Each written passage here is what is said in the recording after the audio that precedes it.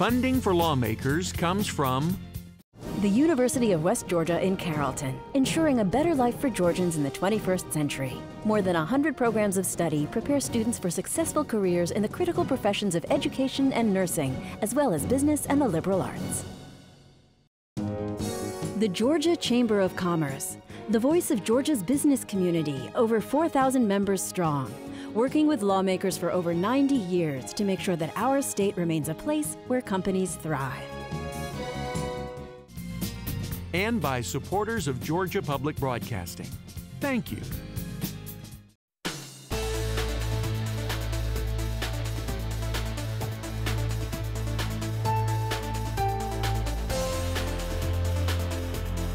Coming up on Lawmakers, an update on the big issues of the session, the 4 T's: transportation, trauma, taxes, and teachers.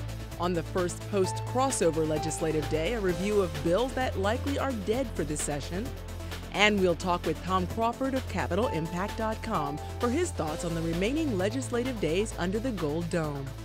Those stories and more are coming up next. Live from Atlanta, this is Lawmakers. Here are your anchors, Nwandi Lawson and David Zelski. Hello, everyone. Also on tonight's broadcast, the Public Service Commission gives Georgia Power the go-ahead to build 2 new nuclear power plants. And advocates for Georgia virtual schools lobby legislators to provide funding on par with other public schools. But first, our top story tonight, an update on the 4 T's. We begin with transportation. The 2008 session saw no solution for transportation funding, and as this session winds down, legislators are scrambling to come up with a consensus. Lawmakers Valarie Edwards is live at the Capitol with the latest. Valarie. In Nwandi, it was always anticipated that transportation would be a big issue during the 2009 session. We've got dueling tax plans as each chamber seeks a solution to the state's transportation woes. Then Governor Sonny Perdue announced his plans to reorganize the state's transportation agency. Let's begin with the reorganization of the Department of Transportation. Senate Bill 200 abolishes the Georgia DOT and merges the Georgia Regional Transportation Authority with the State Road and Tollway Authority to create a new state agency, the State Transportation Authority, headed by a Secretary of Transportation. The measure relegates the existing DOT to the task of maintenance and inspection. The bill also forces the DOT to compete with private companies for transportation construction projects. Now let's look at the competing tax plans coming out of the General Assembly. On the House side, a proposed substitute by the Senate to HB 277, which creates the 2020 Transportation Plan and Trust Fund. The Senate amended the bill from its original 1-cent tax to a 1% tax. From the Senate, a substitute to include provisions for the upkeep of the Metropolitan Atlanta Rapid Transit Authority. Both measures require constitutional amendment, and voters must sign off. Finally, an update on the status of SB 200. Late Monday night, a special House subcommittee heard testimony on the plan to create the new transportation agency. However, some House members say they may refuse to sign on to the measure unless the General Assembly retains the right to elect members of the DOT board. One last thought, Governor Perdue has tied his approval of either tax bill originated from either House to passage of SB 200. Reporting live, I'm Valarie Edwards for Lawmakers. Okay, thanks for that update, Valarie. Well, Governor Perdue announced at the beginning of the session that the Homeowners Tax Relief Grants could be in jeopardy because of Georgia's declining revenues. Amidst this news, Georgia legislators scrambled to find ways to maintain these grants, starting with HB 143, which quickly passed the House in January.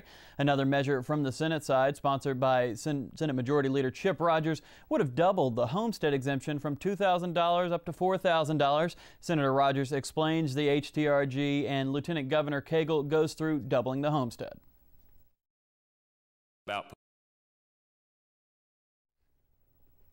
If we do not fund this year, they will get a tax bill. The second piece of that is to double the homestead exemption for property owners from $2,000 to $4,000, which will give them also some additional relief on their property owner in case we're not able to continue to fund the Homeowners Tax Relief Grant into the future. And even though both tax measures passed the Senate in early February, SB 83, the doubling of the homestead exemption, was voted down in the House earlier this month. HB 143 again did pass but was stalled briefly at Governor Perdue's desk until the federal stimulus money came in. This funding filled gaps in the 09 amended budget, which was part of the governor's concern. Senate Appropriations Chairman Jack Hill commented last week on the role of the stimulus money. We could not have funded the homeowners tax relief, and we could not have continued with the revenue drop of $450 million. We could not have done that without those Medicaid funds from the federal government. Another tax exemption measure working its way through the General Assembly is HB 481, known as the Jobs, Opportunity, and Business Act. Bill sponsor Representative Tom Graves explains. 481 had 4 components in it that are strictly geared towards job creation. It had 2 tax incentives towards businesses who hire somebody who's currently unemployed and they commit to keeping them employed for a period of time, as well as the removal of the sales tax deposit, which puts working capital back into businesses, and then a start up your own business holiday, a suspension of fees for 1 year to be creative, chase the American dream, and start your own business. And HB 481 ended up passing the House and is now in Senate committee. The governor's plan to tack on an additional $200 to the cost of a speeding ticket to help fund trauma care is being met with some skepticism by lawmakers who say the plan won't bring in the money needed to create an effective trauma care network. Lawmakers Valarie Edwards reports. The so-called super speeder legislation is intended to bring in as much as $23 million a year to fund trauma care. But critics point out that money goes into the general fund and is not dedicated to trauma care. And some question whether or not $23 million is enough. Far from it, says Representative Harry Geisinger of Roswell. If you plan on opening more trauma hospitals south of the NAT line, the fall line, you've got to have at least $150 million. In place of the super speeder legislation, Geisinger has come up with a plan of his own. Get rid of the so-called vehicle birthday tax and eliminate the sales tax from new and used car purchases. In its place, a one-time 7% title fee up to $2,000 on all new and used car purchases. So, how to make up for the lost revenue? Geisinger explains. With ad valorem taxes, you're funding the local governments, the cities, the counties, and the school boards. That will be covered in the split that we have worked out with the counties and the cities. What will happen is the tax itself will continue to level out, but at the same time there will be more taxes simply because we will be taxing now the casual sales that we don't tax previously. The beauty of the way we're doing it now is it will have available to us up to $150 million. Now, we've all seen this map indicating the areas around the state where it's imperative accident victims get to a trauma care center within the so-called golden hour. You can consider yourself lucky if you live within one of the red circles, because that means you live within 50 miles of a trauma care center. Now look at the blue and purple sections of the state in the most northern and southern parts. Experts agree that's where the need is most. As we wind down this year's legislative session, hearings continue on how best to fund trauma care. Earlier today, lawmakers heard from community stakeholders on the so-called super speeder bill. Jamila Pope spoke in favor of the measure. She's with Children's Health Care. We have the only 2 pediatric trauma centers in the state, and while we believe that providing trauma care through trauma centers is a very important and the right thing to do, it's a very costly thing to do. This legislation would provide funding that would help hospitals like us and the other trauma centers in the state. Geisinger's bill, HB 480, passed in the House and is now before the Senate Finance Committee. Geisinger says he's confident lawmakers will compare his legislation with the super speeder bill and make the right choice.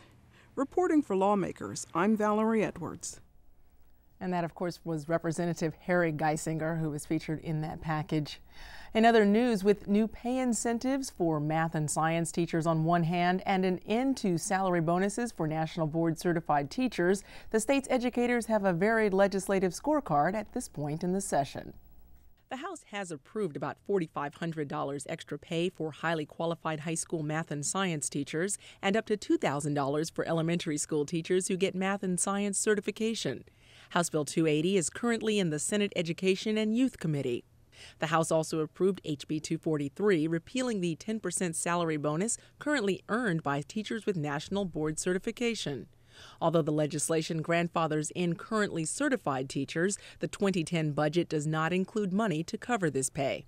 Meanwhile, House leaders say they're working to restore the $30 million needed to retain school nurses. The House has also approved HB 251 to allow students to transfer to schools outside their neighborhood, provided another school in their district has space to accommodate them. If a school is at capacity and then there are 2 or 3 move-ins, what happens now is that school would have to apply for a waiver to be able to receive those students and make sure they meet the classroom requirements. And so the same would happen with this bill. HB 251 is currently in the Senate Education and Youth Committee. Well, several hundred supporters of Georgia Virtual School were on the Capitol grounds today, urging lawmakers to increase funding for the internet public school option. Donna Seller's son has been diagnosed with bipolar disorder and ADHD. She says Georgia Virtual School has made all the difference for her family. When he was going to a regular brick and mortar school, it was a constant turmoil for him. He was always being sent to the principal's office, assistant principal's office, because he couldn't sit and focus and do the things that a normal child does. Some families say they transferred to virtual school to overcome learning disabilities or behavioral challenges. Others say their school system simply cannot accommodate their high-achieving children. All emphasize that virtual school is not homeschool because it's regulated by the state and meets the guidelines of the federal No Child Left Behind Act. Virtual school students are assigned certified teachers to oversee their academic progress, and these parents say they're pleased with the program in its 4th year. I think it really works because it takes some of the issues, the discipline issues that I think that are part of the public classroom. It takes that out altogether. Today's visit to the Capitol was to ask legislators to provide the same state funding to virtual school students that is provided to their counterparts in traditional public school. We're not asking for any more money than what a regular public school gets, but we would like to be able to have the same amount of funding that any other public school in the state of Georgia has. And the Georgia Virtual Schools was established by the legislature in 2005. Today it offers hundreds of standard curriculum courses, SAT preparation, and advanced placement classes. Well, as of crossover day last Thursday, we had a pretty good idea of what legislation had a chance of making it to the governor's desk. Although it was one of the first bills introduced this year, Representative Ron Stevens' Pass the Buck legislation does appear to be dead for this session. And despite demonstrations of support from organizations from the American Lung Association to AARP, David, you know, HB 39's plan to add a $1 sales tax to each pack of cigarettes did not clear the House Ways and Means Committee, so it appears to be dead for this session. A proposed 4% tax on groceries that was rumored to be headed to the House floor last week was also left in House Ways and Means, House Bill 67. It didn't make it over by crossover day. And then there was also the attempt to allow voters to decide whether to allow Sunday sales of alcohol in their cities and counties. SB 16 failed to clear the Senate Regulated Industries and Utilities Committee, and that's a bill that's been coming up year after year, primarily by Senator Seth Harp. You know, the Lieutenant Governor has even said if it comes to him, he may sign it. So it's interesting to see where that's going to go, whether it's going to come up again next year or get amended onto something.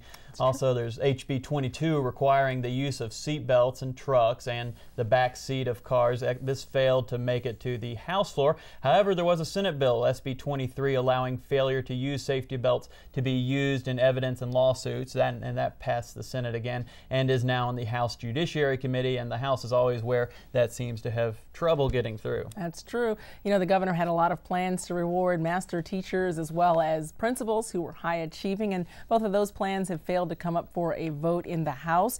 And of course, we also had on the Senate side SB 90, which would have allowed public schools funds to be transferred to private schools for parents who wanted to use those vouchers. That bill also has failed to come up. And then there's the Parent Protection Act, HB 37. This allows parents and caregivers job-protected leave to attend school events or medical appointments. And again, this year it failed to clear committee. That's true. Of course, don't forget that crossover day does not necessarily mean the demise of these bills. Some of them may revive themselves as amendments to other legislation. Well, debate was scarce in the Senate today during the passage of 3 House bills. Senate Majority Leader Chip Rogers began by presenting HB 59. This is a measure to lift the tax on pharmaceutical samples. After that bill passed 48-0, Senator Chip Pearson presented HB 427. This changes how enterprise zones and opportunity zones are determined when it comes to business tax credits. Senate Democratic leader, however, Robert Brown, voted against this measure, saying this expansion could negatively affect poorer areas. Senator Pearson begins. Basically, this bill simply does one thing, and that adjusts the poverty threshold for an enterprise zone from the 20% that it's currently at to 15%, which puts it in line with the 15% poverty level that is required for an opportunity zone.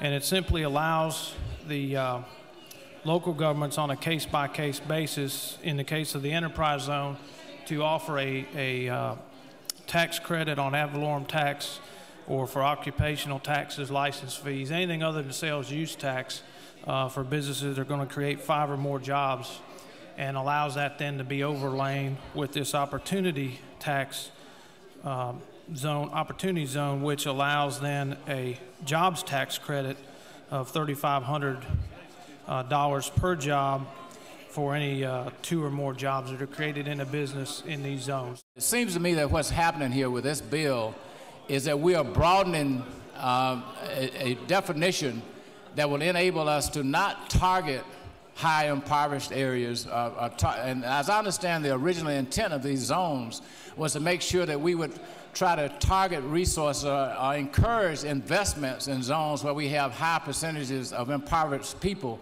so that enable them to be improved. And HB 427 did pass 39-9 despite Senator Brown's opposition, and now goes to Governor Perdue. Just one piece of legislation was passed by the House today. Although the House was expected to consider Senate Bill 13, creating a sentence of life without parole for murder, only H.R. 562 made it to the floor. Representative Ben Harbin explained why Georgia drivers should be more aware of blind pedestrians. With the advent of smart cars and hybrid cars, they run so much quieter that a lot of our blind citizens are unable to hear these vehicles moving. So we're just asking for an education awareness program from driver services to make them aware of these blind pedestrians so that we can curtail the increased number of accidents that we've had lately. H.R. 562 passed without opposition and moves to the Senate. The Public Service Commission gave Georgia Power the go-ahead for 2 new nuclear power plants today. These power plants have been a hot topic in the General Assembly this year with the passage of the Georgia Nuclear Financing Act. Lawmaker Brittany Evans has the details. The bill, currently awaiting Governor Perdue's signature, would allow Georgia Power to charge customers for the power plants before construction begins. Georgia Power customers will see an additional $1.30 on their monthly power bills beginning in 2011. Public Service Commissioner Stan Weiss is one of 4 out of 5 commissioners who voted to certify the construction of the new plants. Commissioner Weiss supports the financing legislation. The bottom line is the Commission recognizes that the General Assembly acted correctly and that it will save significant, huge dollars for the ratepayer long term. So if you're going to certify nuclear power, if you're going to build 2 new plants, why wouldn't you go ahead and prepay some of these expenses so that you ultimately have less to recover from the ratepayers long term? Huge savings. Commissioner Weiss disagreed with critics that said the act would take away power from the PSC, which usually makes utility rate decisions. No, ultimately I think the Commission would have done it. It is clearly in the General Assembly's realm to do that. We are a constitutional body. We are formed by the Constitution. But ultimately, on many issues, whether it's the budget or some of the rules that they have an opportunity to do, then they do. With the go-ahead from the Public Service Commission, construction could begin late next year. Georgia Power will be monitored with reports every 6 months from an independent party so that the Commission can make sure those monetary plans stay on track. Reporting for Lawmakers, I'm Brittany Evans. And these two power plants are set to open in 2016 or 2017. Last week marked the end of the 8th legislative week under the Gold Dome. Time to check in with Tom Crawford, national editor of CapitolImpact.com. Tom and I began by talking about bills that passed on crossover day, starting with HB 480, eliminating the birthday tax on cars. It's something that they discussed last year but couldn't quite get it going, which is an elimination of the ad valorem tax, or the tag fee that we all pay every year, and it's due on our birthday, so they call it the birthday tax. What they're proposing to do is eliminate the tax and instead have a title fee up to a maximum of $2,000 on the sale of cars. The advantage of this is that it would capture not only dealer sales, where a lot of us buy our cars, but casual sales between family members and such as that. That's over in the Senate now. It may or may not pass, but that would be a significant change for most Georgia citizens in the tax law. In the Senate, of course, debating that stem cell research legislation, a bit of controversy there. Yes, they voted to pass the stem cell bill that declares an embryo as a human being and makes it a criminal offense to do anything with an embryo for research purposes, I think, outside of in vitro fertilization for pregnancies. It caused quite a lot of concern with the university system, which opposed the bill because they say it will drive away scientific research and biomedical businesses from the state. So there's a bit of a controversy there, but that one's over in the House now. We'll see what happens with it. That legislation was pretty interesting, as it began with legislation in response to the so-called octomom, and then ending up with stem cell research being placed into it instead. Over on the House side, a decision to allow preterm adoption, or pre-birth adoption rather, for embryos. So I guess a lot of that bioethics going on in the General Assembly this year. Mm-hmm. Yes, I think they call it the option for adoption bill that James Mills introduced in the House. And I think the intent is the same, to declare that an embryo is a human being by giving it some legal rights under the law, in this case, the right for an embryo to be adopted by some prospective parents. And the House also passing a number of tax breaks for corporations intended to stimulate job growth here in Georgia. Right. Those were introduced by Tom Graves and some of the House leadership. The feeling is that giving businesses tax breaks will encourage them to create more jobs. The record is mixed on that. I'm not sure it's always a job creator, but in any event, they're convinced it is, and they're moving forward with it. Well, speaking of moving forward, the House now moving into the 2010 budget. We're expecting that on the floor very, very soon, with a look at even more cuts and a lot of impact to state employees and others around the state. Yes, the indications are that there will be more furloughs, perhaps some layoffs of state employees, because they've got a revenue shortfall that's quite big, $2 billion or more. One other thing that's got a lot of people worried is Governor Perdue's proposal to cut Medicaid funding. He wants to cut it by $250 million in state money. That also would knock out an additional $750 million in federal funds. So you're talking about a cut of $1 billion with a B, $1 billion for Medicaid, and of course a lot of doctors and hospitals are worried about that. And, you know, speaking of that, Tom, they're trying to balance as well in the House, possibly restoring money for school nurses. They've been a very active lobby here at the Capitol, trying to ensure that their money is not cut from the budget. Right, and that's a small, relatively small item in the budget, I think $30 million or so, and that's one that would have a better chance of being restored than perhaps full Medicaid funding, so that one might succeed. Of course, the General Assembly boasting this year that there will be no pork in this particular budget. You think that's something that, obviously, with removing the local assistance grants, is that going to become a reality? We hear that every year, and it's certainly an admirable goal, but when all is said and done, I think we'll be able to find a few scraps of pork here and there. All right. Well, Tom, thank you so much for being with us. Tom Crawford of CapitolImpact.com. Great to be here. Just Georgia, an organization seeking justice for children and youth, held workshops today to educate members about how to contact their legislators about proposed revisions to Georgia's Juvenile Justice Code. Lawmakers Minu Hosseini attended one workshop and has that story. We're working to build a statewide coalition on issues of juvenile justice as we work to change Georgia's juvenile code. by working together in our communities. But another way we can work on that is by changing state laws, such as our juvenile code, which was last really completely redone in 1971 and is outdated. We know so much more about children's brain development now and about what best practices are both for abused, neglected, and delinquent kids. And we believe that in changing the code and in working together, we can improve kids' outcomes in the state. A study committee on juvenile justice was created after the 2004 murder of 8-year-old Amy Yates by a minor. The committee concluded that the current Justice Code insufficiently protected children and minors. In 2005, the General Assembly had a joint study committee that concluded that it was time for a new juvenile code. Everyone, practitioners, judges, lawyers, teachers, parents, probation officers, all agree that our code is outdated, it's unworkable, we're losing federal money, we're actually out of compliance with some federal law, and our kids have worse outcomes because our code hasn't had a real serious change in 40 years. Now, Just Georgia hopes to get a revised version of the Juvenile Justice Code through the Senate before the end of the 2009 session. Reporting for Lawmakers, I'm Minu Hosseini. Well, anti-Obama sentiments were high in the House today. Representative Melvin Everson used a morning order to speak out against a plan to revamp the Veterans Administration health care program. We signed a $1 trillion stimulus bill not knowing where the money is going to come from. But we can't even take care of our veterans.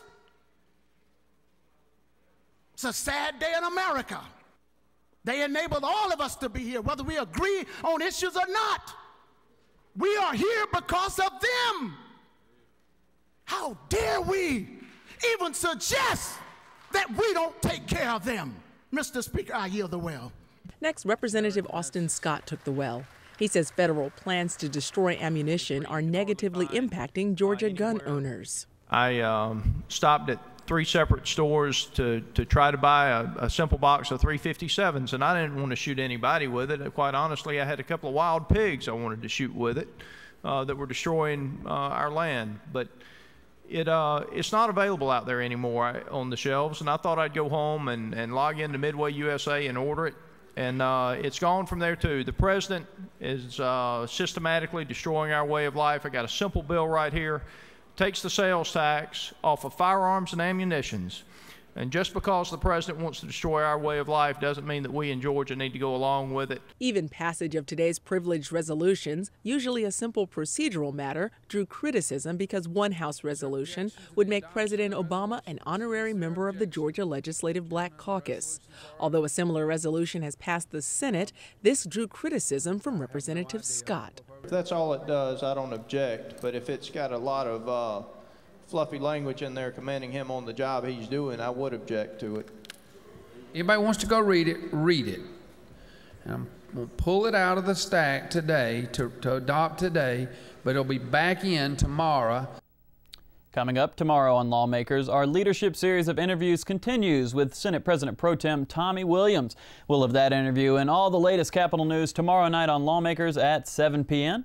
And if you have missed any part of this Lawmakers broadcast, tune in tomorrow morning at 5:30 a.m. when Lawmakers repeats here on GPB Television. You can also see this episode of Lawmakers at 7 a.m. on GPB Knowledge. And that's it for our broadcast of the 31st legislative day of the 2009 session of the Georgia General Assembly. I'm Nwandi Lawson. And I'm David Zelski. Join us tomorrow night at 7 p.m. for Lawmakers. Have a great evening. Good night.